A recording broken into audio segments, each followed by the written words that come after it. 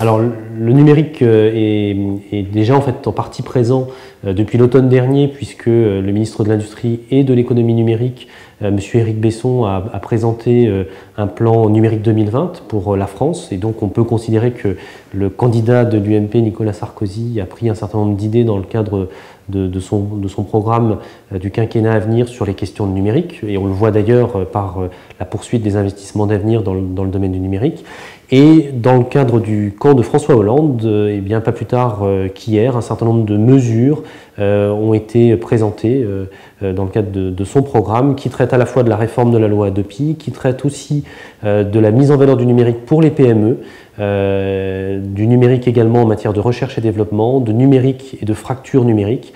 Donc on sait aujourd'hui que c'est devenu un des sujets, ça reste un sujet secondaire, il est clair, par rapport à d'autres sujets d'actualité, mais c'est un sujet. À noter deux points d'attention, c'est que les Verts, l'équipe de campagne des Verts et l'équipe de François Bayrou n'ont pas mis en valeur à date, à notre connaissance, eh bien de mesures très concrètes sur ces questions de numérique. Numérique aussi bien en matière de création de richesse, numérique et de phénomènes de société, phénomènes sociétal, et le numérique de manière générale lié à l'éducation, la recherche, etc.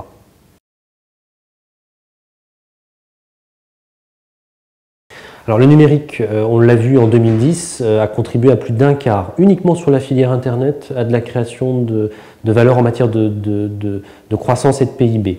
Donc on sait qu'au-delà de la filière Internet, c'est sans doute même plus d'un quart qui a été contributif à la croissance en 2010. On sait qu'en 2011, de la même manière, le numérique est un facteur de croissance. On sait par ailleurs que le numérique en France eh bien, pourrait peser largement plus en matière de création de richesse. Alors le numérique peut être facteur de création de richesse de deux manières. À la fois c'est un secteur d'activité à part entière, avec des filières, les éditeurs logiciels, les prestataires de services, les entreprises industrielles qui conçoivent et produisent des puces de l'Internet de demain, du sans contact, de l'Internet de l'objet.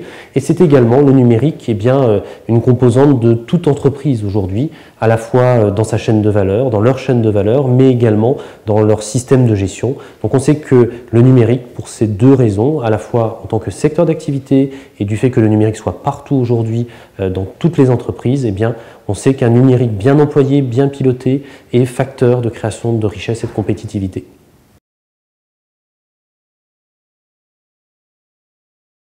Le numérique peut être un facteur de réindustrialisation dans de multiples optiques. Le premier point, c'est qu'aujourd'hui, on dispose d'éditeurs de logiciels, environ 3500 en France, qui sont des industries, sauf que ce sont des industries du logiciel. On n'est pas dans l'image d'Épinal de la cheminée qui fume, mais de l'industrie traditionnelle. Donc on sait que ce sont des entreprises qui ne demandent qu'à grandir, à attaquer de nouveaux marchés, à s'internationaliser, à lever des fonds. On sait que ce sont des vrais problèmes et des vraies interrogations dans les années à venir, comme d'ailleurs eh bien, l'Institut Montaigne a pu en parler dans un certain nombre de ses rapports sur le développement des PME.